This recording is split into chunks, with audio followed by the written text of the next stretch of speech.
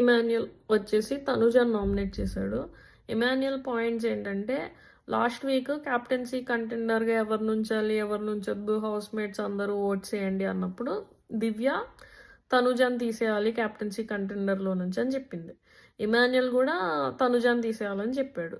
తర్వాత సుమన్ అన్నాడు, బర్నీ కూడా అన్నారు. కానీ తను సుమన్ బర్నీ వాళ్ళతో గొడవ పడలేదు, కానీ దివ్యతో ఇంకా ఇమాన్యుయల్తో గొడవ పడింది. సో ఇమాన్యుయల్కి మెయిన్గా నచ్చని పాయింట్ ఏంటంటే, నువ్వు నన్ను తీసేసేటప్పుడు కంటెండర్షిప్లో నుంచి నువ్వు త్యాగం చేసావు ఆల్రెడీ క్యాప్టెన్సీ, మళ్ళీ ఇప్పుడు కూడా వచ్చినా త్యాగం చేస్తావేమో, అందుకే నేను తీసేస్తున్నాను అని తనూజ చెప్పిందని ఇమాన్యుయల్ అనుకున్నాడు. అది మిస్అండర్స్టాండింగ్, దానికి నామినేట్ చేస్తున్నా అని చెప్పాడు.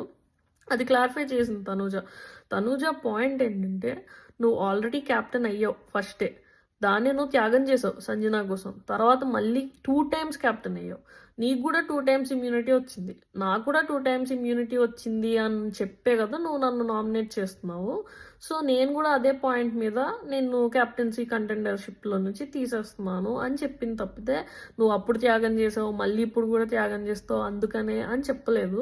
ఈ మిస్అండర్స్టాండింగ్ వల్ల వాళ్ళిద్దరికీ కొంచెం గొడవలాగా అయింది నామినేషన్ టైంలో. నువ్వు త్యాగం చేసావు అని అందరు నాకు నచ్చలేదని ఇమాన్యుయల్, నువ్వే స్క్రిప్ట్ రాసుకోకు నేను అలా అనలేదని తనుజ, ఇలా అంతా జరిగింది. కానీ నాకైతే ఇమాన్యుయల్ తనుజని కావాలని నామినేట్ చేసినట్టు అనిపించింది, తన కాంపిటీషన్ తనుజ కాబట్టి.